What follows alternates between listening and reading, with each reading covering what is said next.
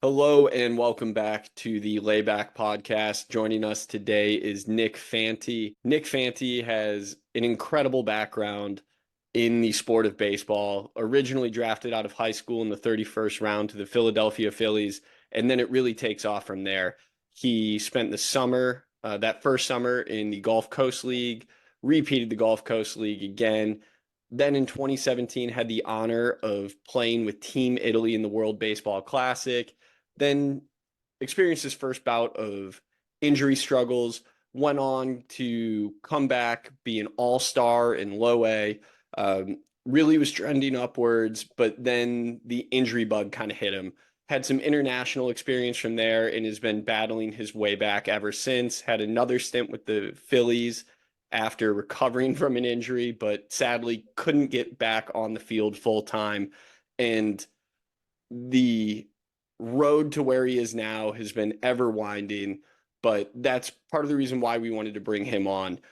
We want Nick to take us through his story, everything he's been through, the ups, the downs, the good, the bad, and it sounds like he's more than willing to share. So, Nick, I'm going to kick it over to you because there's so much to it. No need to hit it all from the start, but what did we miss? Yeah, Adam, thanks for having me on. Yeah, it's a long road for sure. So the injury bug kind of hit me in 2018, or the season going into 2018. I was getting ready for spring training and I had started throwing and I had felt something in the back of my shoulder. Reached out to the Phillies, basically said, hey, like something's going on. They're like, you probably ramped it up too quick, deload a little bit and ramp it back up.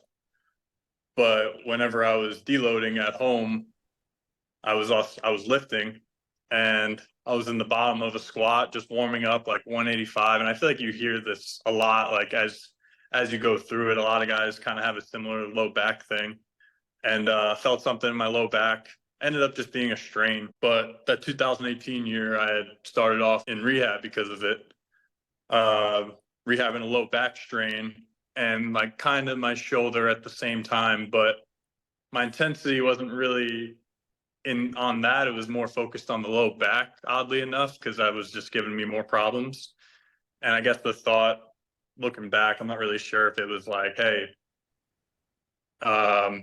maybe this is causing that, which could, as we know, going forward, everything's kind of connected, and get pain in one place, it might mean something else is out of whack. So I had gotten cleared from the low back strain and went to high A for about a month and was pitching with some shoulder pain and kind of got to a point where it boiled over. I said something after like a really, really bad outing. It was just like 5 miles an hour down. I was like, my stuff's not there. I ended up rehabbing conservatively for most of that year and wasn't really working. So we got a cortisone shot and I went off to Australia to pitch winter ball to kind of, make up the innings and prepare me for 2019. And I felt great there, probably due in part to the cortisone.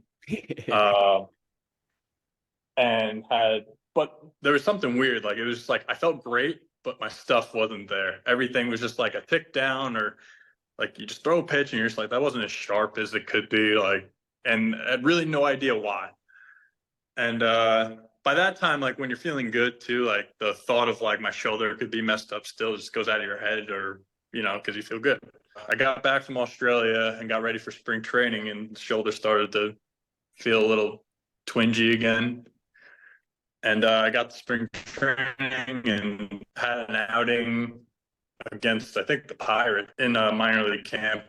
And my second inning, I went out to throw a ball, and it was a fastball. And I literally watched the hump on it go down. I was like, oh, I think we're just going to be spinning them this inning.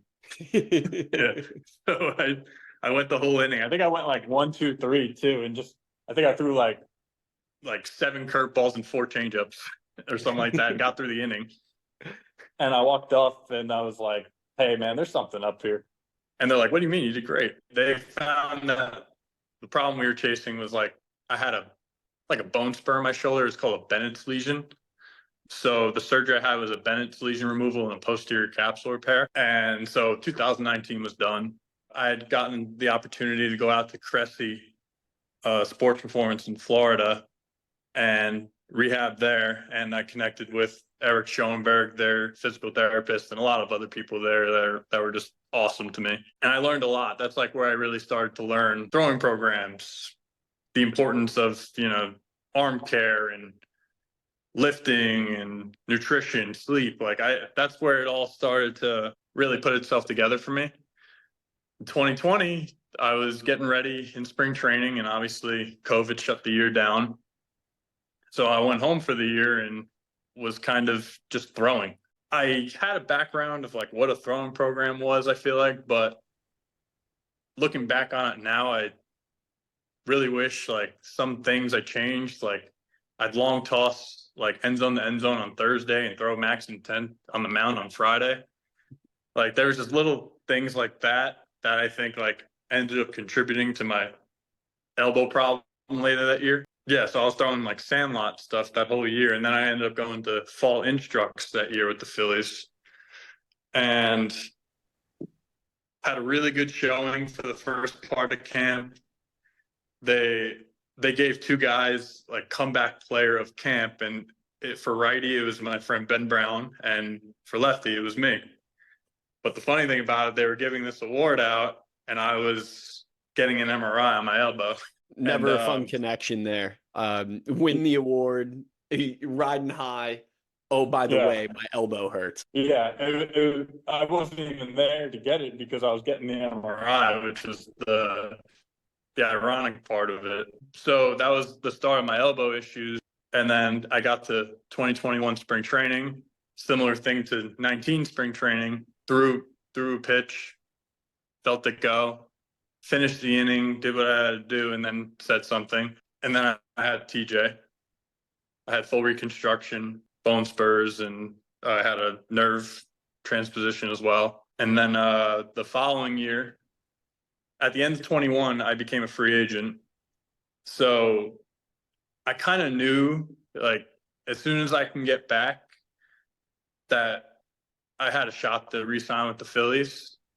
It was never obviously like explicitly said, but it felt like I could get back to that point. I built up to the point of being able to throw around 90, 91 miles an hour, and I started making calls and had my agent reach out and stuff, and I eventually re-signed with the Phillies.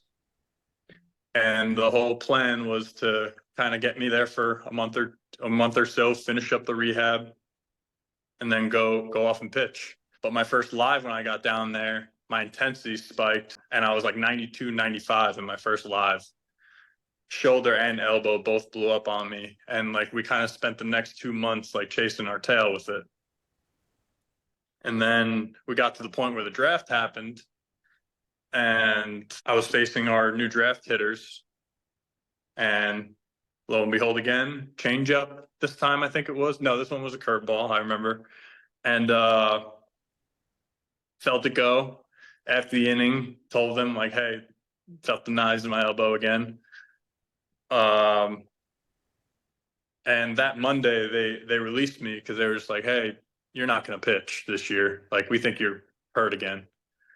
So I went home, I got an MRI, and ended up getting a PRP shot in my elbow for my flexor because I had a tear in my flexor at that point. I rehabbed that whole off season. Going into 2023 now, I started to throw harder, and I got to a pro day in New Jersey at Baseball Performance Center, and I looked really good. I was 92, 94, and kind of where I usually am when I'm in full compete mode. And I got an opportunity from Team Italy. They said, hey, you're going to come to Taiwan with us. All right, perfect. So they do the spring training out here in Arizona, and I came here and I was facing our hitters. And here we go again, change up. Felt it go, and I was like, all right. I was definitely more stubborn with it this time. Like, how could I, how could this happen again? Like, I'm not going through this process, and on top of that, I'm about to go pitch in Taiwan for Team Italy. I have interest from affiliate teams that basically have told me, hey, we're willing to sign you. Just go do it somewhere first, be on a field, and then we'll go from there. And with that in mind, I was just like, hey, like I'm going to get to Taiwan. So I had gone to a physical therapist over here in Arizona and was like, hey, like, is there any way that I could pitch like at all? And he's like, we'll throw the kitchen sink at it, see how you feel after. And it's funny because like a year after, I still go to him from time to time for work, and he says like, like looking back, he's like, all your tests were like positive, like slam dunk. There's something wrong here. At the time, he was like nursing me, like like coddling me, like making me feel like we had a shot. But you could tell he knew the whole time, and I knew the whole time, like there's something wrong. We're just trying to like really make sure that this is something that I can't pitch through. No stone left unturned. Exactly. Like threw the kitchen sink at it. Needles, BFR, manual work, exercises. He did it all. And then he's like, go get an MRI. So we got an MRI, and it came back. It showed flexor was off the bone and UCL was starting to tear. Obviously, it was just like, hey, like either you go pitch and this is probably the last time you pitch, but you get to say you pitch for Team Italy, or you look 10, 15 years down the line, maybe you have a great career because like you handled this the right way. And I have a track record of kind of pushing things a little too quickly. So I was like, I'm going to be smart about this and not go pitch and make this worse. And then two, like I want to have a career after this as well. So I didn't end up going to pitch with Team Italy, and I had surgery again. The second one was a UCL repair and flexor tendon repair. But the UCL part of it was when they got in there, they were like, "This is more of like this wasn't as bad as we expected." They planned to do the repair the whole time, but they were just like, "This isn't quite as bad." They put the brace on it, but it seemed they kind of made it seem like it was more of like a formality because they're doing it with all this like reconstructions now as well. But the flexor part of it was obviously like that's got to be on the bone. Yeah, you kind of need that muscle function. Yeah, and then I've been spending the last year. It's actually going to be a year tomorrow since surgery. Spending the last year rehabbing. I started off on Long Island, and then I got in touch with Driveline. I was working with Dylan Newcomer, who you had on earlier, and he's been helping me out tremendously. And this has been like the best like recovery I've had yet. I wish it wasn't my third surgery, obviously, but overall, like just from a throwing program standpoint, the workout, everything is like, I guess the word is like objectively measured. Just having that to like back how I'm feeling or back how shitty I'm feeling on a certain day, maybe has been really cool and eye opening to me. It kind of helps at the point that I'm at with this. Like, okay, like no stone is left unturned. This has been like a tough road, obviously, but I question like, do I really want to do this again? I know it's a process, all that. Okay, I want to do it, but if I'm going to do it, I'm going to do it absolutely right. And I know like my best opportunity of getting healthy is working with like one of these, like a titan of a place, like Driveline or Tread or Cressy. I know it has to happen at one of those places because if it didn't work out, then I can stop and be like, hey, I did it all. Like I tried. This arm just wasn't meant to throw baseballs anymore. And I feel like it's been such a good experience for me to just like understand how this all works and the importance of throwing fitness, arm care, weightlifting, the timing of it matters. All that stuff has been super helpful. And I think it's going to be like invaluable to take into playing again. Yeah, man, you went through something that is so systemized at this point that you really are making sure every box is checked as you move forward. Like you said, the weightlifting's taken care of, the throwing's taken care of, your recovery is taken care of, and you have so many people in your corner now. Like part of the really cool thing you have going for you with all of the failures, for lack of a better term, along the way or missteps along the way that have led you to this point.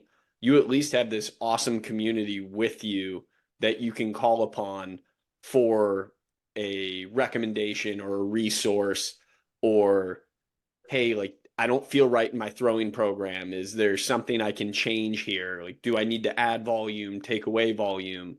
Is my high day too high? Is my low day too low? Is it not spread evenly enough? I I think it's an incredible journey that you've been on. I don't even know how to put another word on it. One day, hopefully, you can make it, and we'll be watching the Nick Fanti movie with how much you've gone through.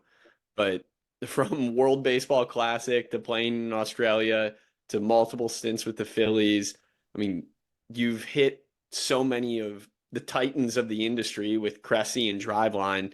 You're going to have the most impressive Rolodex of contacts known to man. You'll be able to Yeah. call the elites of the industry whenever you need to. Yeah, that's definitely the cool part about it too, is like making these connections, like you said, it's such a like I just keep saying it, but it's like invaluable. You know, one thing a strength coach taught me one time, he's like never burn bridges, because like you don't know how life is going to take you. And I've kind of always learned from that and tried to, implement that the best that I can. Obviously, like there's times where people wrong you and it's like in everyone's best interest to kind of cut it off. But I've had some really good experiences with some people, and like I appreciate their expertise, so I'd reach out to them. I think it is important to also like develop your own approach to things as well. And that might be something that like I can improve on. Like maybe I listen to everyone too much and become too coachable at times. But I think it is important to be able to, network yourself and create these connections, for life too. And that also goes to like the teams you're on as well. You probably played on teams with guys. Not everyone's making it to the big leagues. Some might, but you don't know what walks of life they're going to be into. They may be a director of player development somewhere in 4 years. They may be in a front office. They may be the head of whatever. And I think like the one truth about a lot of things is like people hire their friends. People hire people they like and they trust.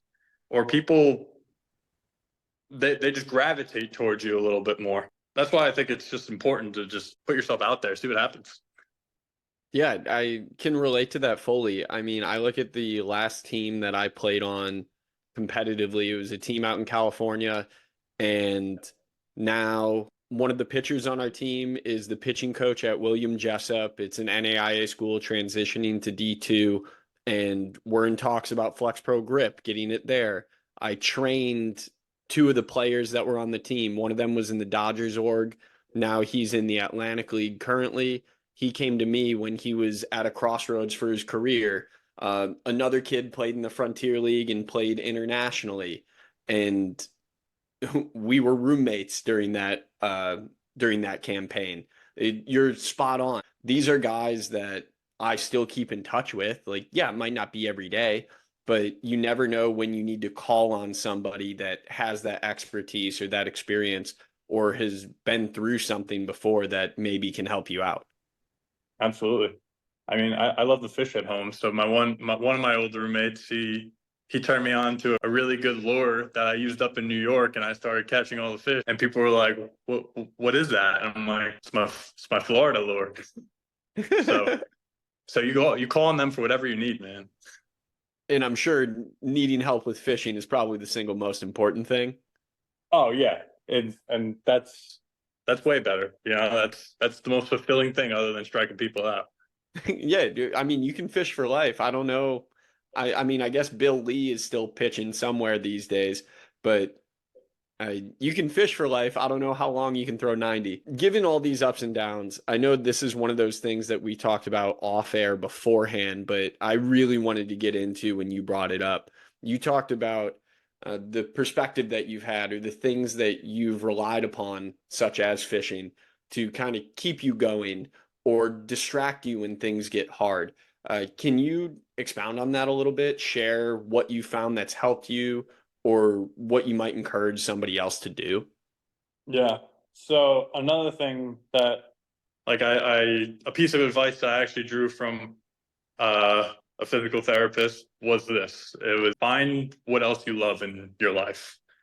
Because I don't want to like sound cocky when I say this, but it's like I identify with baseball so much in my life, and like I know I put effort into it. So like that's never been the question. These times, like when you're rehabbing and you're going through like the dog days of it, it's long process. And like, and another physical therapist told me this once. It's never straight up. It's always a roller coaster and going up and down.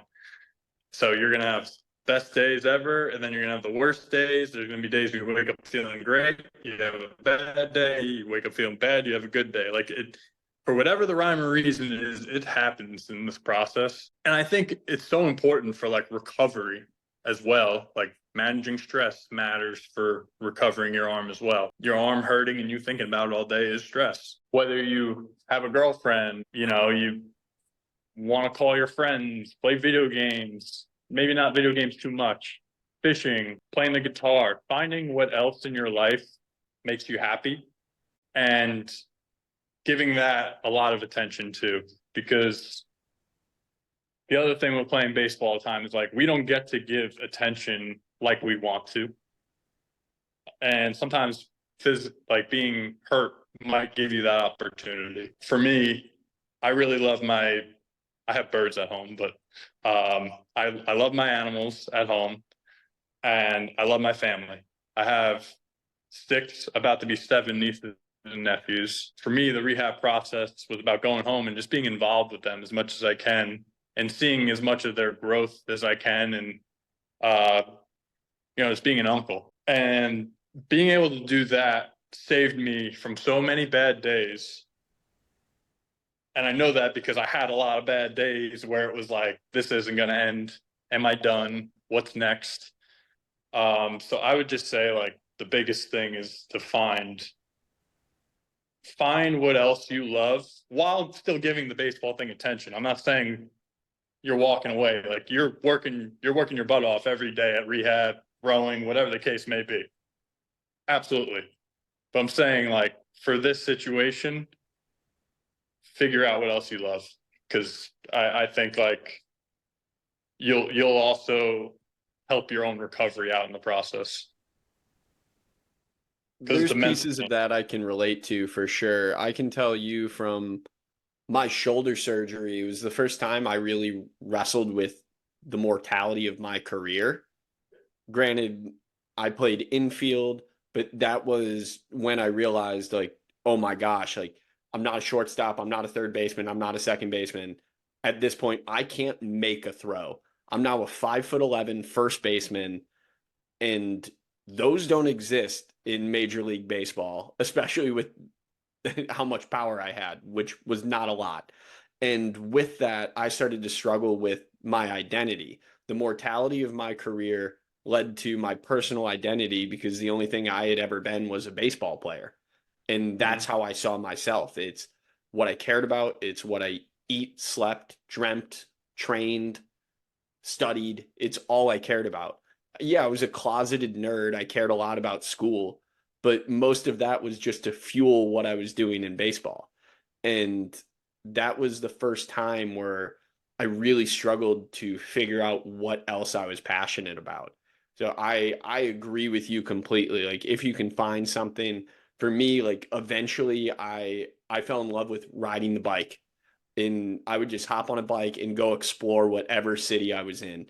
It was my favorite thing to do when I was on the road or if I was at home rehabbing, anything like that, because I was on my own. I would play a podcast or music and just explore a city.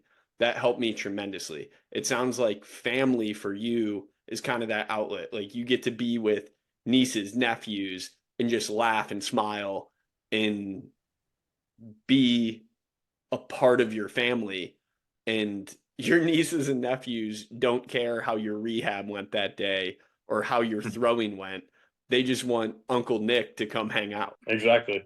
It's funny because even like I'll talk on the phone with my nieces and they don't like completely understand. Like like the younger ones are like 4, 5, 3, like in that range. And they think I'm just here exercising. So like I'll talk on the phone with them. They're like, how's exercising going? I'm like, it's great.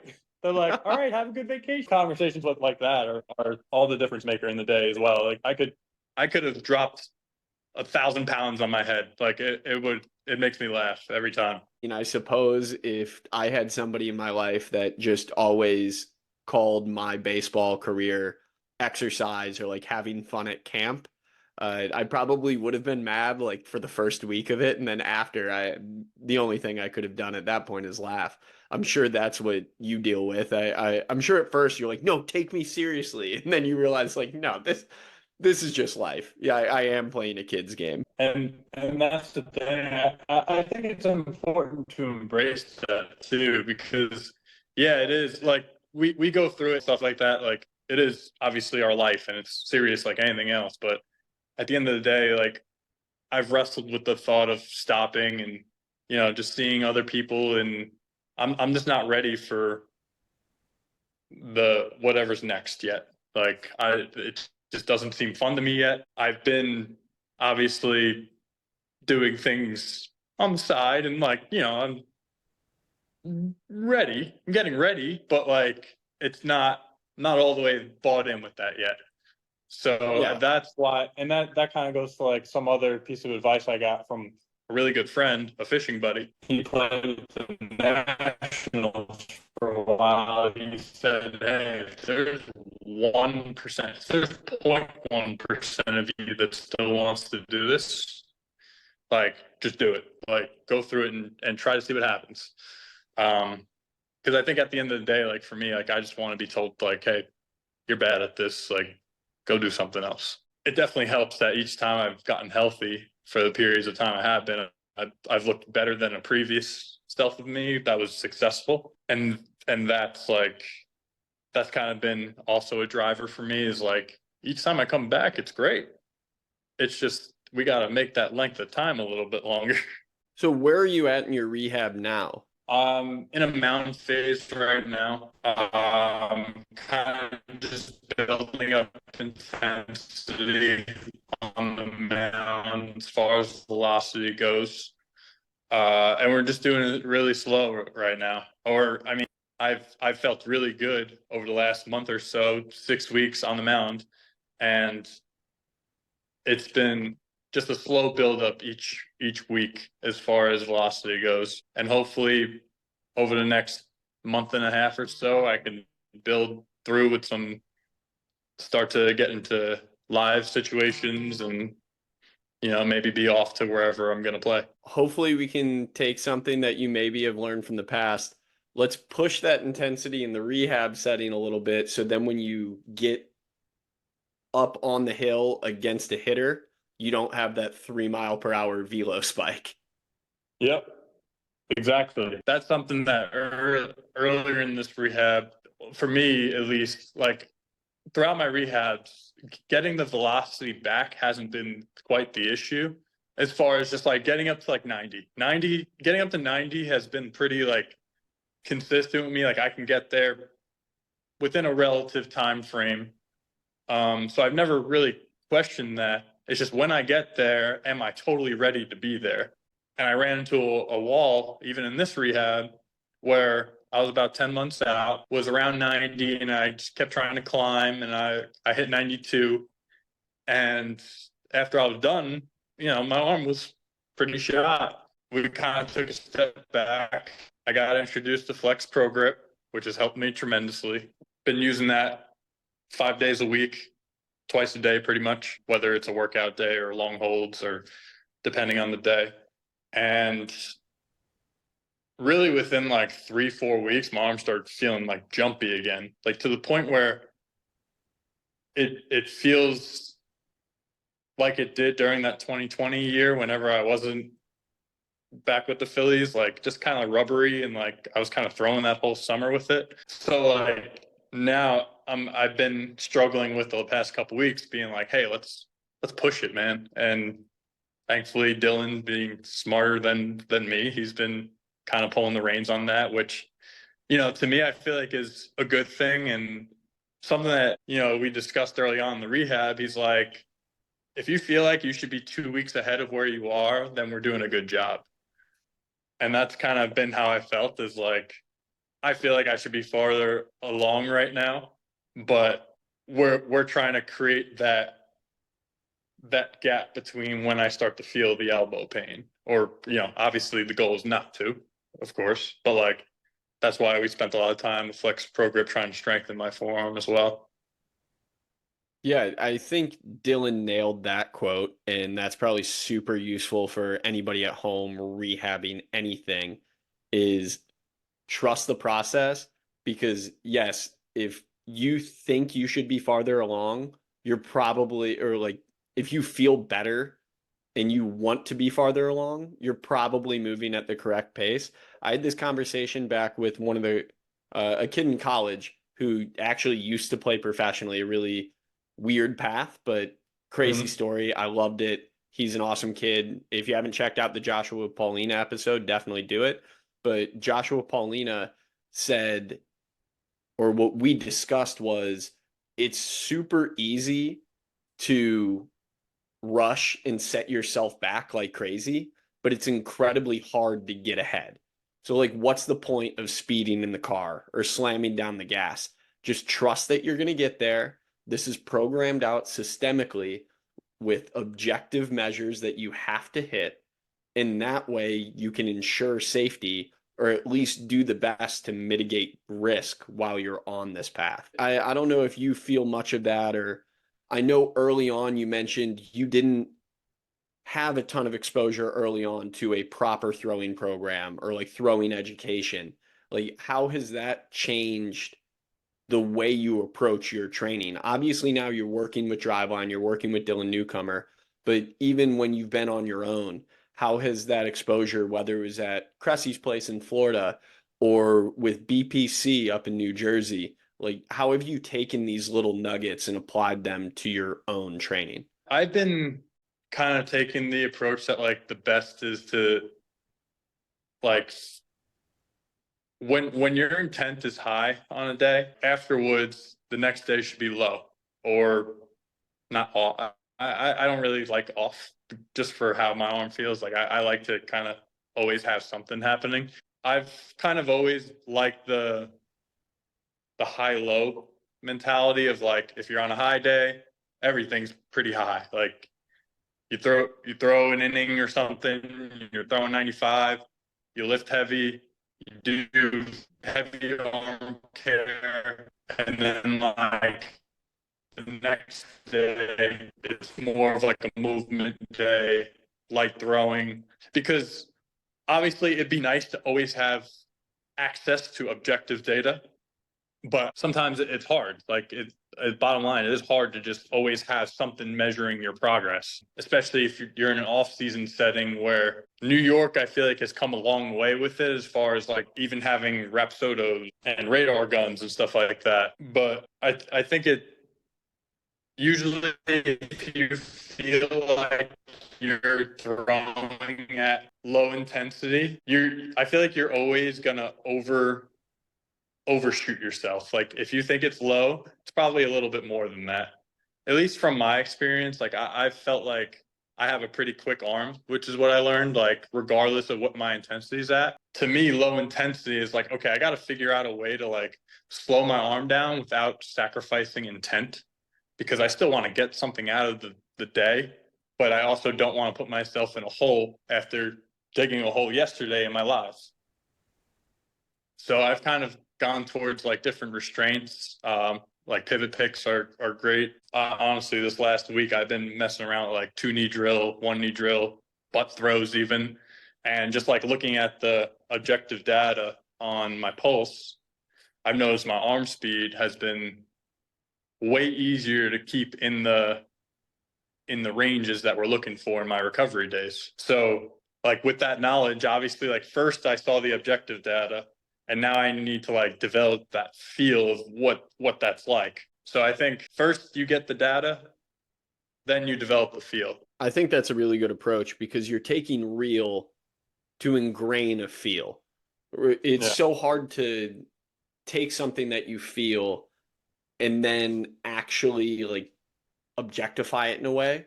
But once you have data to back up what you're going through, it becomes so much easier to recreate.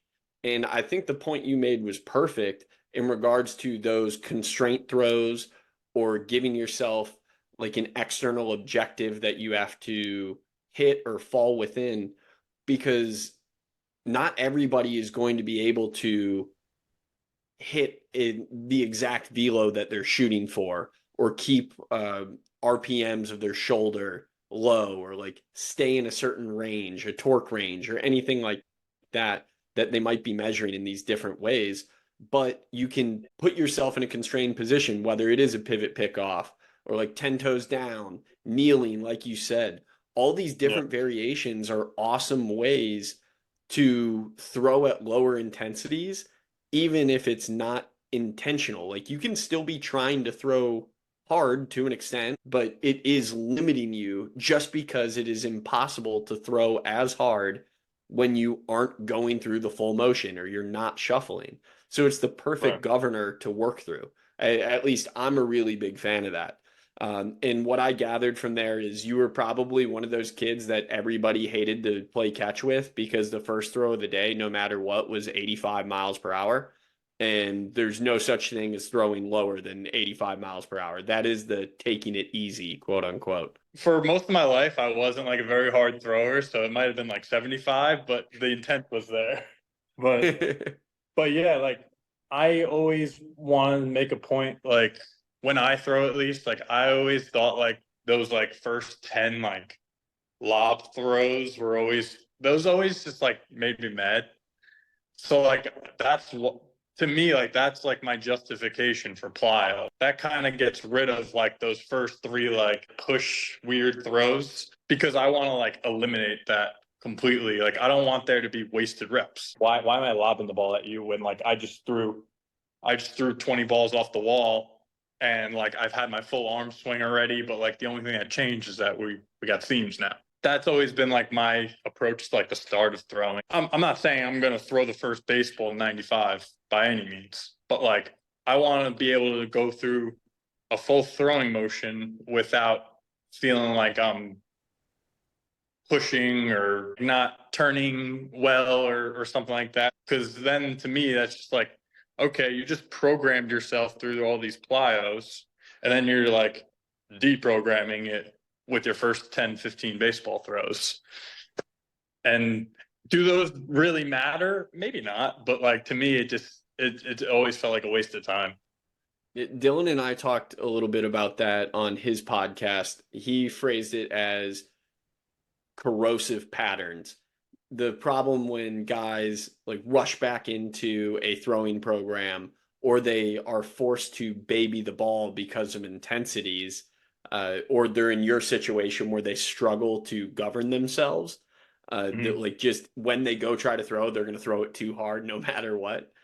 So those constraint based drills can keep a thrower in proper patterning, proper sequencing, where they still benefit themselves as they grow to higher intensities, but they can maintain a lighter load on the arm that isn't going to be as stressful, that they can come back from sticking to then what you said, high days and low days, to build that workload over time and continue to stack good day on good day on good day on good day. I like that last part too, good day on good day, because that goes also into like the mental side of it. Another athletic trainer would always say like creating like having a good experience. So like I've kind of made that part of my vocabulary throwing, and especially rehab. It's like you want to stack good experience on good experience on good experience, because you're just reinforcing in your mind, because it's probably more of a subconscious thing sometimes, like, hey, this is okay,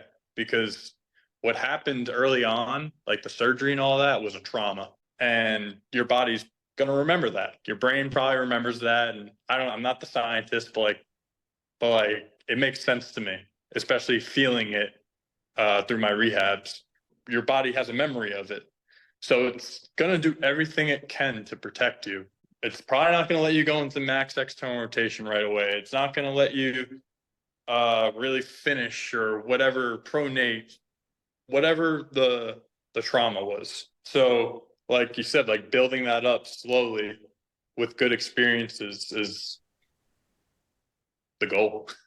Yeah, there's a trust component to it. There's data that can make you feel good or tell you that you're trending in the right direction. But at the end of the day, you have to trust whatever body part experienced that trauma, as you stated. One of the biggest hurdles for me is I never trusted my shoulder. And I hit lefty, I threw righty. So when I blew out my shoulder, I was deathly afraid to swing at anything up and away because I didn't think that I was stable enough to extend my arm to get out and reach that pitch. I thought my shoulder was going to go again every time I swung at that. It was effectively an auto take for me if a pitch was ever up and away because I didn't have that trust.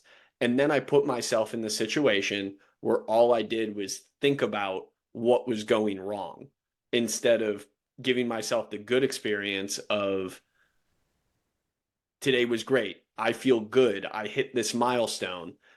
I was focused on the bad instead of stacking those good experiences and moving myself forward. Yeah, and I think those start with like the littlest things, extension and flexion, like or like from I'm talking from an elbow, but like for shoulder, it's like I guess this is also flexion, right? When you go overhead, all of that is super important. Those are huge milestones to hit.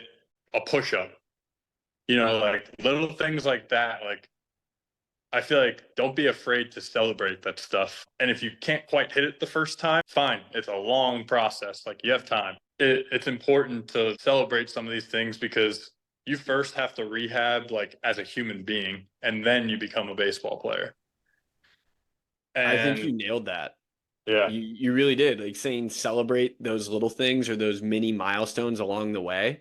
I think we get so caught up in whatever the end goal is, right? Of course, you want to throw 95. Of course, you want to get back on a mound and prove to everyone, including yourself, that you can pitch in the show.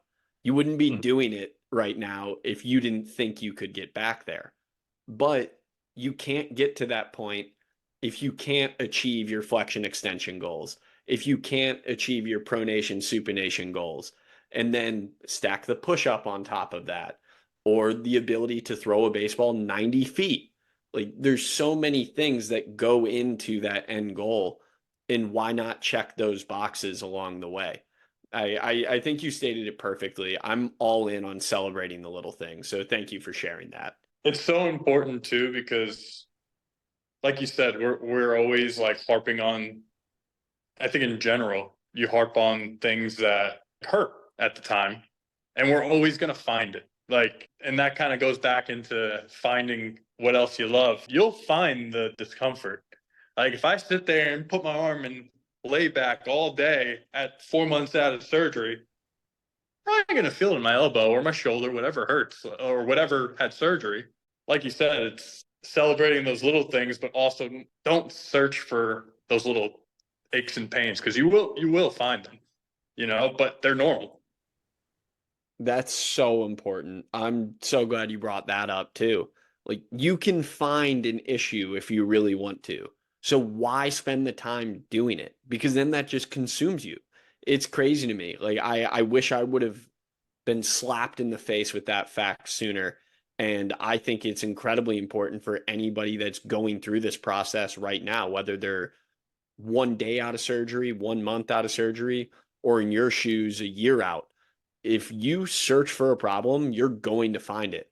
So why not focus on the positives and everything that should be pushing you forward, not holding you back?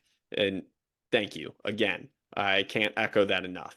But now I want to get into maybe some lighter, more fun questions, flip the mood a little bit. Yeah. I want to talk about the birds. Tell us the birds you have at home. How are the birds? Oh, they're good. So I have two African gray parrots named Jake and Bugsy. Jake is 30 years old and Bugsy is my age. She's 27. We're not either their first owners. They've kind of made their way to us, as like birds you may or may not know, they live for a very long time. So people hand them down in wills. They just own them for as long as you could think about owning an animal, and then they just kind of want something else. And they also kind of need a lot of attention. But they're great. They talk. That's always a common question. Do they talk? Yeah, they talk. They curse. They repeat things I say. You got to watch who you talk about in front of them, because like they always manage to bring that memory up when that person is nearby. So you got to kind of be careful around them, but they're a ton of fun. They have personalities. They're home in New York. My sister takes care of them mostly while I'm gone, and she takes care of them even when I'm there, but I help out when I'm there. The birds will be spiteful. Like when I get home, whenever I'm away for a while, they'll bite me. They'll let me know like, hey, where were you? So I spend like the first couple weeks I'm home usually just like earning their love back, and then it's like a toxic relationship, but they're so much fun. And how old were you when y'all acquired Bugsy? And which one's the older one? Jake. Jake is older. Did you get them at the same time? Like, they with the same family? No, so Jake we got from my sister's ex-boyfriend's mom or something like that, and we probably had her for 7 or 8 years now. Um, and Jake we got from somebody I dated, her dog groomer. Had Jake in a groomery, like with dogs and in a cage, and he was like the poster child of that like establishment, but she just couldn't take care of him anymore. She ended up just giving him to me, and I've probably had him now for almost 4 years too. Okay. And Yeah. do you have other animals or just the birds? So the birds are the ones that I'll claim. My sister has 3 dogs as well, or she has 2 dogs. Sorry. So if you're getting hit up, are you a cat person or a dog person? Your answer is I'm a bird person. Yeah, pretty much. It doesn't do so well in the dating world, but they're fun. I mean, I I love them. I would one day, hopefully, when I make it to the big leagues, I'm gonna get a house. And they're gonna have their own aviary, and it's gonna be great. Or you could look at on the other side of things, maybe when we're looking at stacking good thing on good thing, maybe they are great in the dating world because they're shooing off anyone that wouldn't be welcoming to these loving avian creatures that you call family. Exactly. Yeah. How can you So not accept them? exactly. It's all how you frame it.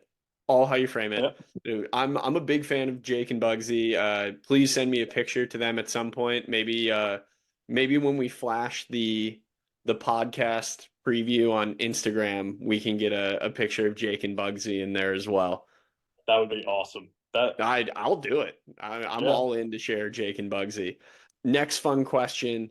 What is the coolest stadium or field you've ever played in? Any level, anywhere. Whether it's in Australia, whether it was with Team Italy, whether it's some high school or local Legion field on Long Island. I don't care. Hit us with it. 3 pop into my head right away. The first time I played in, or not the first time, the only time I played in Mexico with Team Italy, in Guadalajara, because that was the first time I really played in front of like a packed stadium.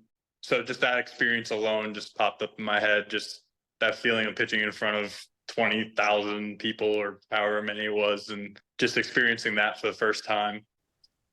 When I was in high school, I played at LSU in a tournament. So Alex Box Stadium, I thought that was a really cool experience. And then minor league stadium so far, I'd say Columbia Fireflies. The Mets, they were low A at the time. I don't even know if they're an affiliate anymore with the way things changed. That was probably my favorite place to go play. I pitched really well there, so that helps too. And what year was that when you That were was playing in Colombia? 2017. Okay, well, that's perfect because that was when my fiance was at University of South Carolina for grad school. So she probably unintentionally heckled you. I'll be sure to run that by her later tonight. I guess I don't know. If you played well, I suppose you hold that over her now. So Yeah, I'll make sure she it was, knows. it was the Tim Tebow year, so she'll definitely remember it. Oh yeah, I mean that's what she's like. Yeah, I remember that Tebow football player used to play on the team. Everybody loved him. But okay, that's a good one. And then I want to know best pitcher you've ever been around, like the guy you wanted to follow like a puppy dog so you could learn everything. It's funny, like as a teammate, I would say just going through the minor leagues with him a little bit, Ranger Suarez was my favorite pitcher as far as a teammate goes. From the very beginning, I thought he was so good. Just like his location, making the ball move, putting different pitches in different spots, how easy he made it look. Even when he practiced, like he just threw perfect bullpens. It was like, all right, man. like he was the guy who like I saw very early on and was like, this guy's probably my favorite player that I play with as far as like performance goes and all that. And he's a great dude too. And then I want to know something exciting that you have coming down the line. It doesn't have to be baseball related. Just what is getting Nick Fanti up and at it in the morning right now? I mean, it is baseball related because I'm here in Arizona, and well, I mean, one thing, my nephew made the seventh grade baseball team, so that was huge.